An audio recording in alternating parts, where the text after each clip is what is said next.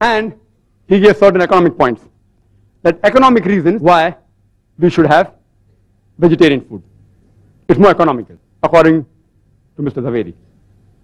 And he gave several statistics, so many calories, so many this, so many tons of protein, which is mentioned here. From where they get the statistics, God alone knows. And he mentioned some protein. It's also mentioned in this book that 1 kg of animal protein that we get, we have to feed so many plants, etc. Therefore, it is equivalent to 7 kgs of veg protein. So if you're having meat for 1 kg protein, you are taking 7 kg vegetables. Therefore, vegetable is cheaper. How they get this kg of protein, I being a medical doctor don't realize. Is it kg of food or kg of protein? And if I agree with them, I agree with them. Okay. You say, for sake of argument, 2 plus 2 is 5. I agree, and then ask you, let's see, take 2 rupees, take 2 rupees, give me 5 rupees. Take 2,000, take 2,000, give me 5,000.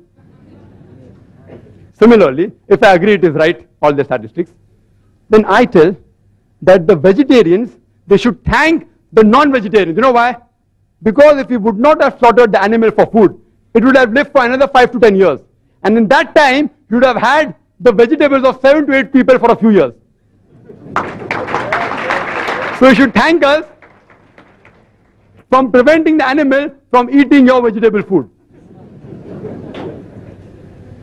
Furthermore, he gave the calculation from some record from where, I don't know.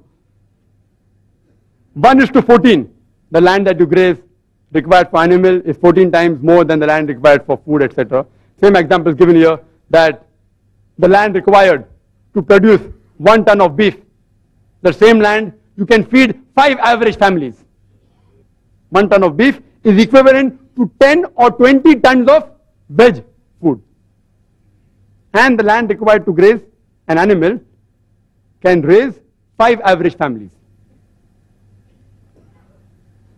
My earlier argument also holds good here. But besides that, these ideological vegetarians, they fail to realize that the animals graze on land which is unsuitable for growing crops.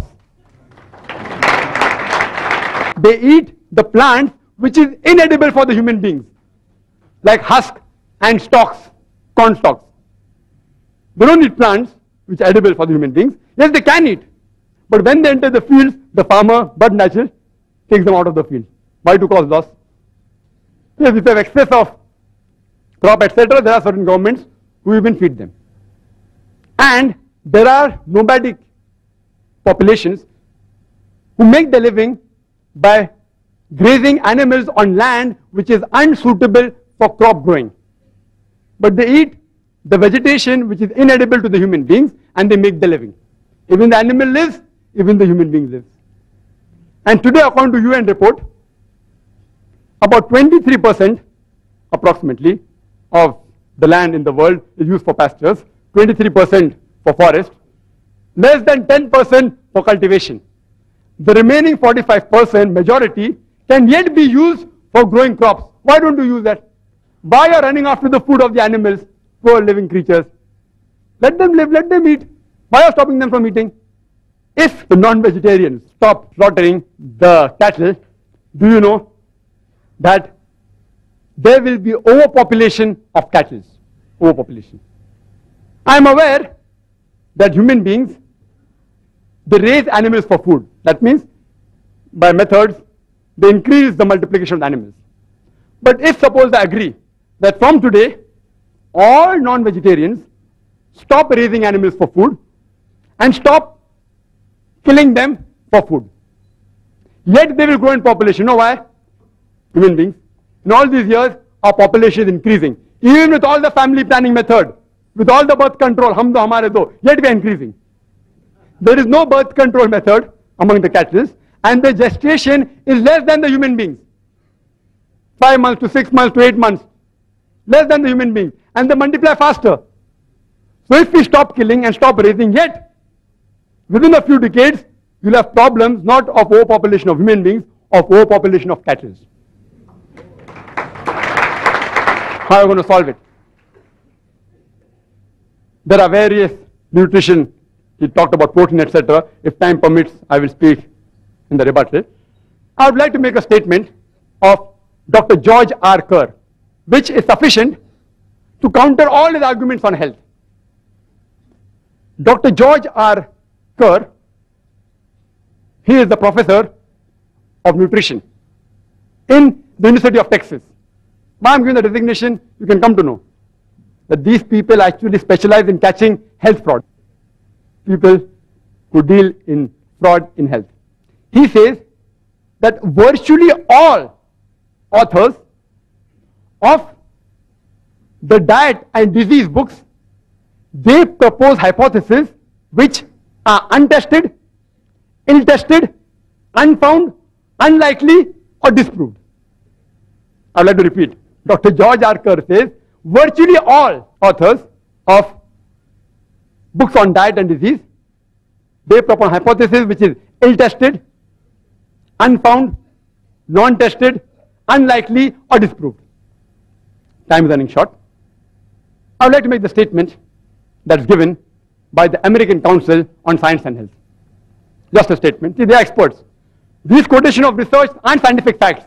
All this quotation that this causes this, that, some are scientific facts, but they can be prevented. But the other thing was mentioning about this land and that land, these are only statistics done by individual researchers. Even when you do PhD, you can do a research and that will come into account, but won't carry weight.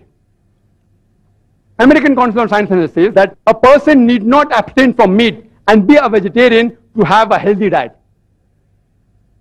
And the topic is not veg or non-veg, which is healthier. It is non-veg food permitted or prohibited for the human beings?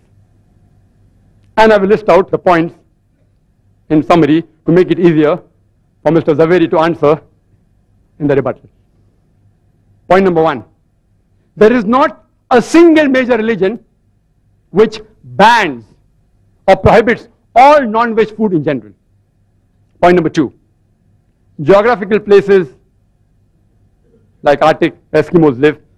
How could you have provided food all these years back? And today also if you provide, it's going to be more expensive. Point number 3. If all life is sacred, why do you kill the plants? Even they have life. Point number 4. Even plants feel pain. Point number 5. Even if I agree they have 2 senses less, killing a creature of 2 senses less is a lesser crime, is illogical. Point number 6. It's preferable to kill one animal and take one animal life than to take 100 lives of plants for feeding 100 people. Point number 7. Each and every argument can be disproved. The liver and the kidney, HCl. Same with saliva, same with the pH of the blood, same with the lipoprotein.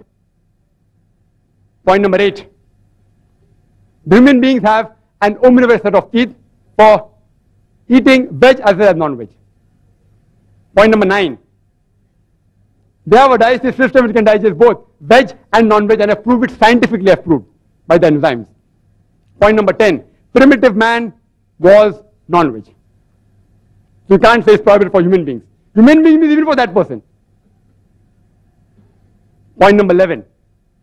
The food you eat has an effect on the behavior, but saying that non-veg food makes you violent has got no scientific base at all. Point number 12. Giving argument that veg food makes you strong, makes you peaceful, makes you intelligent, makes you athletes, are all myths. Point number 13. Night vision and sense of smell is strong in carnivorous. In herbivorous, it is less. The carnivorous animal have hoarse voice, coarse voice. Herbivorous animal don't have coarse voice. Are all illogical arguments. Point number 14. That veg food is cheaper, I have disproved it. It's not economical. In certain countries, yes. Like India, it can be. But if you go abroad, in the Western countries, veg food is more expensive. And fresh veg food is phenomenal. Fresh vegetables.